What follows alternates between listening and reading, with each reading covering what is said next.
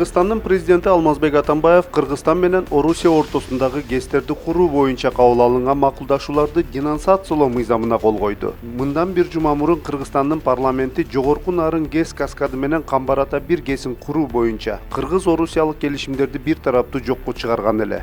Жокко чыгарбасак, башка инвесторлор силердин договоруңар бар эмеспи? Биз силердин эмеңерге договоруңарга кошулуп, Россияга биз көмөкчү, же болбосо Россияга параллельно иштөөгө биз макул эмеспиз дейт да. Кайсы инвестор болсо дагы. Ошон үчүн биз айла жоктон тезирээк Россия менен болгон келишимибизди жокко чыгарып, Россиядан бошонуп, башка инвесторлорду келе берсеңер болот, мына биз бошпуз, даярбыз дегендей аларга чакырык жиберсек болот. 2012-жылы сентябрь айында Орусия менен Кыргызстан ортосунда Камбар-Ата 1 ГЭСин жана жогорку нарын гидроэлектростанциялар каскаддарын куруу эксплуатациялоо жөнүндө макулдашууга кол коюлган. Орус тарап каржылоо маселесин чече алган эмес. Өзүңүздөр билгендей, Датка кемин аба чабалгысы 2 көмөк чордондору жумушка киргенден кийин ал аба чабалгыларын уже колдонуш керек. Жаңы кубаттуулуктарды киргизиш керек, бериш керек. А бизде баягы мисалында автомобилдик жол салынгандай, а бирок ошол автомобилдик жолду жүк ташууга колдоно тургандай эч кандай колдонулбай турат. Ошон үчүн жаңы кубаттуулуктарды киргизиш керек. Бул жагынан өкмөт дагы, президентибиздин дагы чечими туура деп ойлойм. Мурдагы план боюнча быйыл жогорку нарындагы ГЭСтердин бири ишке кириш керек эле.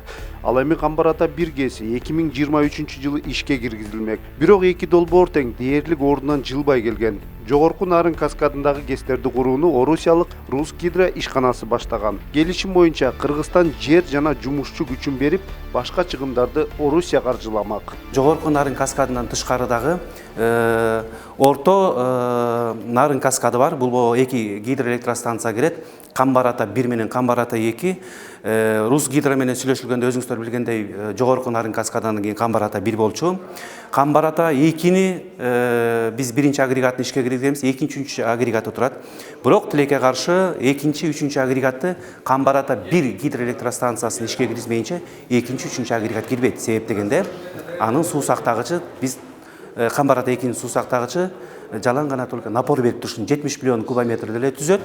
А үстүңкү Камбар-Ата 1 курулгандан кийин жөнгө салуу, регулировка кылганды, ошол Камбар-Ата 1 кылып бермек. Ошон үчүн Камбар-Ата 1 кургандан кийин дагы Камбар-Ата 2 жөнүндө сөз айтсак болот ишке киргизүү жөнүндө. Кыргыз өкмөтү кыргыз тарап келишимде каралган өзүнө тиешелүү шарттардын баарын аткарганын билдирди. Ал эми Камбар-Ата 1 ГЭСин куруу боюнча Орусиянын Интер РАО ЭАС ишканасы жоопкер болчу. Бул эми келишим кандай түзүлгөн?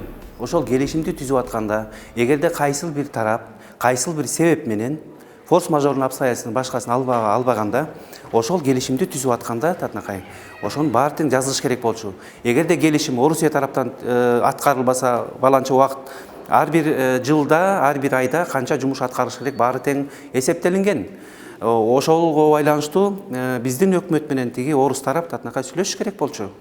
Эгерде сиздер тараптан аткарылбаса, штрафтын санкциясы баланча болуш керек. Эгерде кыргыз тарабы жагынан аткарылбаса, штраф баланча болуш керек деп. Ал эми орус тарап бул пландарынан баш тарткандан кийин Кыргызстанда ГЭСтерди курууга Кытайдан, Индиядан, араб өлкөлөрүнөн, Туркия жана Түштүк Кореядан инвестиция тартса болору айтыла баштады.